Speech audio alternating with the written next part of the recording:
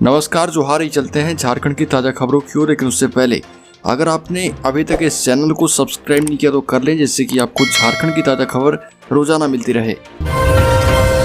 पहली और बड़ी खबर, झारखंड में सहायक आचार्य नियुक्ति रूल बुक की अधिसूचना जारी हो गई है। इसके तहत राज्य में प्राथमिक एवं मध्य विद्यालय में शिक्षक नियुक्ति के लिए अभ्यर्थी को मातृभाषा में पास होना अनिवार्य किया जाएगा। पास मार्क्स 30% है। इसके साथ ही जनजातीय एवं क्षेत्रीय भाषा की भी परीक्षा देनी होगी। इसके अनुसार कक्षा 1 से 5 एवं 6 से 8 दोनों में शिक्षक नियुक्ति के लिए अभ्यर्थी को मातृभाषा में परीक्षा पास होना अनिवार्य है। मातृभाषा का निर्धारण मैट्रिक परीक्षा के अनुरूप होगा। मातृभाषा की परीक्षा क्वालिफाइंग होगी। परीक्षा पास करने के बाद भी अन्य विषयों की कॉपी की जांच की जाएगी। अगली खबर, बिजली संकट से झारखंड में मचा हाहाकार, कई जिलों में ब्लैकआउट की आशंका है। झारखंड में बिजली संकट गहरा चुका है। झारखंड में तापमान का पारा चढ़ने के साथ ही बिजली आपूर्ति की मांग और उपलब्धता में काफी अंतर है। इस वजह से झारखंड में बिजली संकट गहरा है।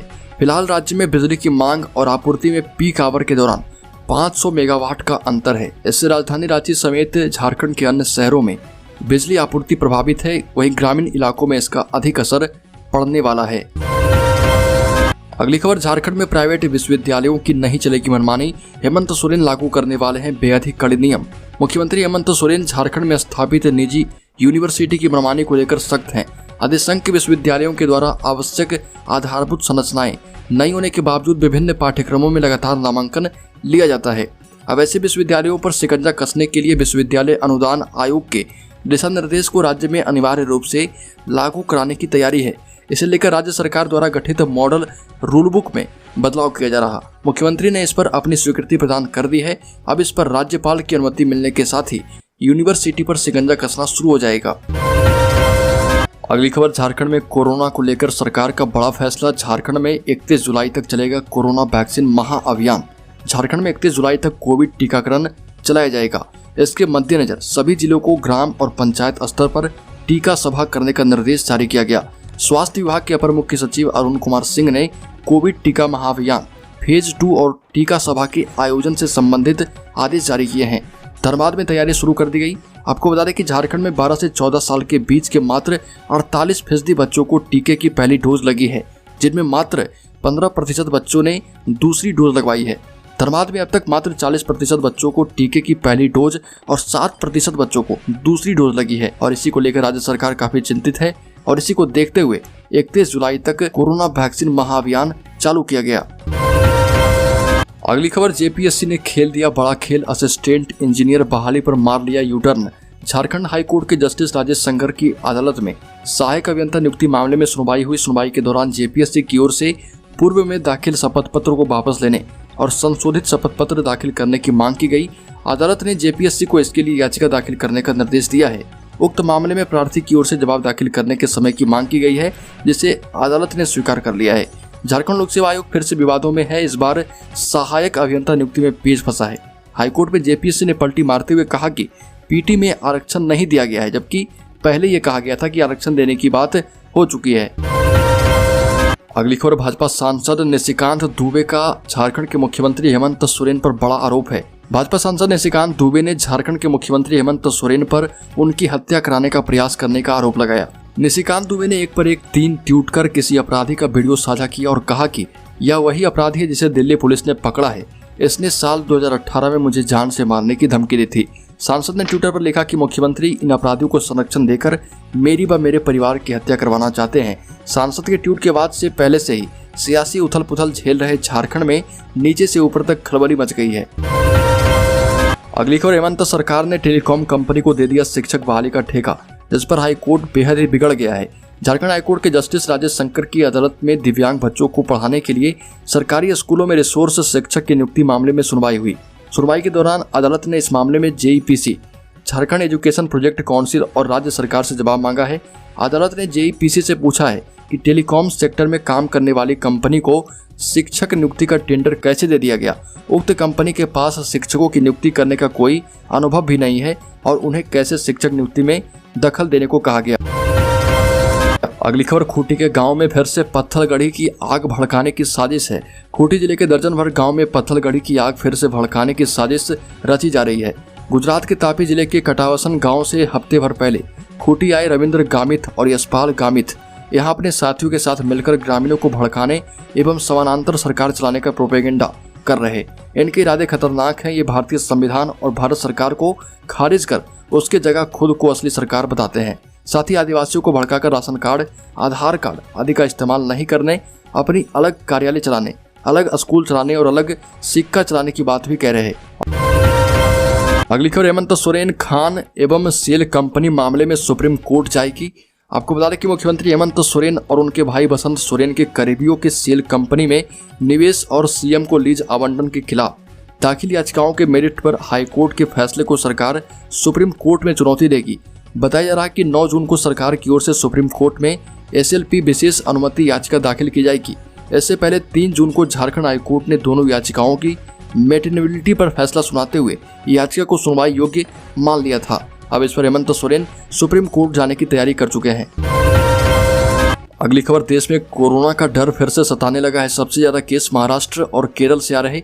महाराष्ट्र में 24 घंटे में 2701 नए केस मिले हैं, जो कि 17 फरवरी के बाद सबसे ज्यादा हैं। आपको बता दें कि इस तरह राज्य में 44% मामले बढ़ गए हैं। अकेले मुंबई में 1765 संक्रमित पाए गए। पिछले 24 घंटे में महाराष्ट्र में सिर्फ 1327 मरीजों को छुट्टी दी गई। हालांकि भारत सरकार ने सभी राज्यों को चिट्ठी लिखकर इसके बारे में चेतावनी जारी कर दी है। अगली बड़ी खबर, प्रधानमंत्री फसल बीमा योजना को झारखंड सरकार ने कर दिया है बंद। प्रधानमंत्री फसल बीमा किसानों की महत्वाकांक्षी योजना को राज्य सरकार ने विगत 2 वर्षों से बंद कर दिया है, जिससे जिले के गरीब किसान काफी आहत हैं। प्रधानमंत्री फसल बीमा से जिले के गरीब किसानों को काफी राहत मिल रही थी। जिले में कम बारिश होने या अधिक बारिश होने से किसानों का फसल पानी की अभाव या अधिक बारिश होने से नष्ट हो जाता था, जिसकी भरपाई प्रधानमंत्री फसल बीमा योजना कर देती थी। लेकिन अब राज्य सरकार ने इस योजना को ही राज्य में बंद कर दिया है। अगली बड़ी खबर, झारखंड मुक्ति मोर्चा के विधायक लोबिन हेम्ब्रम ने फिर से उलगुलान की बात दोहराई और कहा कि अब आचार संहिता खत्म हो चुका है। झारखंडियों के दिल में 1932 खतियान का अलख जगाने के लिए फिर से एक बार निकलेंगे और लोगों से उलगुलान की बात करेंगे। साथ ही लोबिन हेम्ब्रम ने कहा कि आज झारखंड में कई पहाड़ खत्म हो चुके हैं, क्योंकि संबंधित इलाके के लोग जागरूक ही नहीं हैं। कोई भी आता है, आपके बगल का पहाड़ काट कर लेकर चला जाता है और आपके लिए छोड़ जाता है बहुत सारी बीमारियां। लोबिन हेम्ब्रम ने कहा कि आज मैंने बिरसा मुंडा के सामने तिलक लगाकर ये कसम खा लिया है कि अब हम 1932 खतियान को अंजाम तक पहुंचाकर रहेंगे और इसे लागू करवाएंगे। लोबिन हेम्ब्रम ने कहा कि हमने कई बार विधानसभा में भी 1932 खतियान के लिए आवाज उठाई है। जेएमएम विधायक सुदेव कुमार सोनू ने कहा कि हम पोषण सखियों और आंगनबाड़ी सेविकाओं के कल्याण हेतु गंभीर हैं। अब राज्य में आचार संहिता खत्म हो चुकी है और हम पूरी तरह प्रयासरत है कि पोषण सखी की नियुक्ति हो जाए और उन्हें उनका वेतन समय पर मिल पाए। मानदेय बढ़ाने के सवाल पर सुदेव कुमार सोनू ने साफ इनकार किया और कहा कि हम मानदेय भुगतान समय पर कर सकते हैं, लेकिन इसे बढ़ाने में अभी राज्य सरकारें सक्षम नहीं है।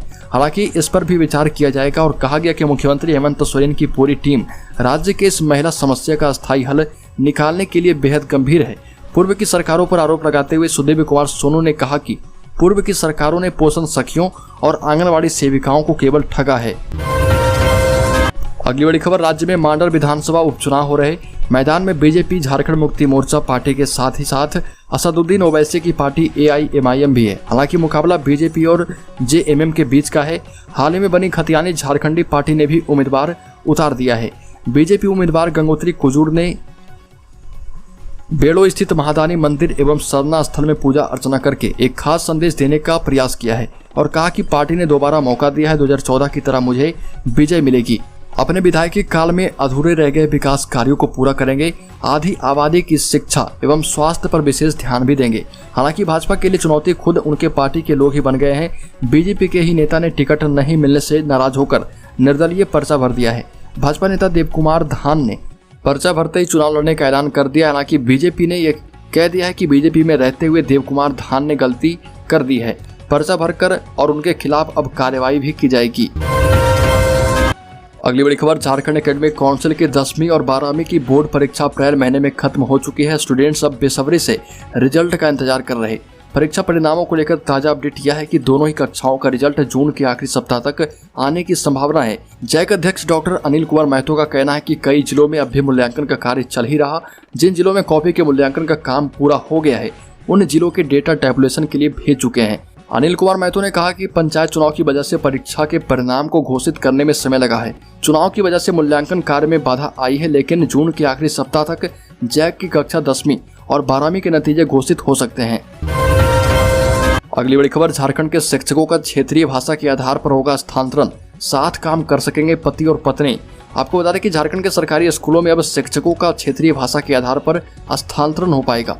स्कूली शिक्षा एवं साक्षरता विभाग ने इस बाबत अधिसूचना जारी कर दी है। अधिसूचना के अनुसार जो शिक्षक जिस क्षेत्रीय भाषा में उत्तीर्ण होंगे उसी क्षेत्रीय भाषा वाले दूसरे जिले में उनका अंतर जिला स्थानांतरण हो पाएगा, लेकिन स्थानांतरण की शर्त यह है कि 3 साल की सेवा दे चुके शिक्षक ही अंतर जिला स्थानांतरण के लिए योग्य होंगे। आपको बता दें कि राज्य की हेमंत सरकार ने इस बाबत वर्ष 2019 में लागू नीति में संशोधन करते हुए यह निर्णय लिया है। अगली बड़ी खबर, झारखंड में 3 विभागों में 55,000 से ज्यादा पदों पर आने वाली है भर्ती। राज्य के शिक्षित युवाओं के लिए झारखंड में अच्छी खबर है। दरअसल मुख्यमंत्री ने गृह विभाग के 13,473, स्कूली शिक्षा एवं साक्षरता विभाग के 38,000 एवं वन विभाग के 451 विभिन्न श्रेणियों के रिक्त पदों को भर्ती प्रक्रिया में तेजी लाने के निर्देश दिए।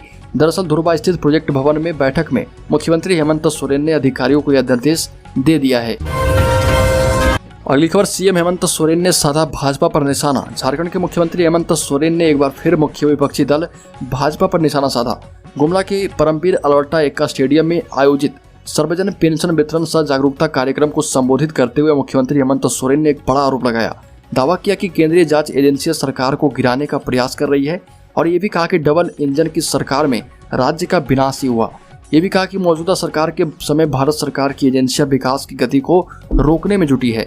अलग अलग मामलों की जांच कर सरकार को अस्थिर करने की कोशिश हो रही। ऐसे मामलों की जांच की जा रही है जिसका संबंध पूर्व की सरकार से है।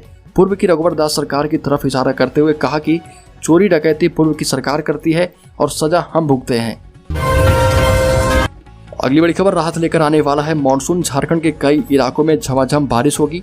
मौसम विज्ञान केंद्र रांची के वरीय वैज्ञानिक अभिषेक आनंद का कहना है कि अब की बार मानसून 3-4 दिन पहले दस्तक देगा, जिसके बाद लोगों को गर्मी से राहत मिलने के आसार हैं। लेकिन वर्तमान हालात कुछ ऐसे हैं कि झारखंड के 1 दर्जन से अधिक जिलों में तापमान फिर से 40 के पार पहुंच चुका है।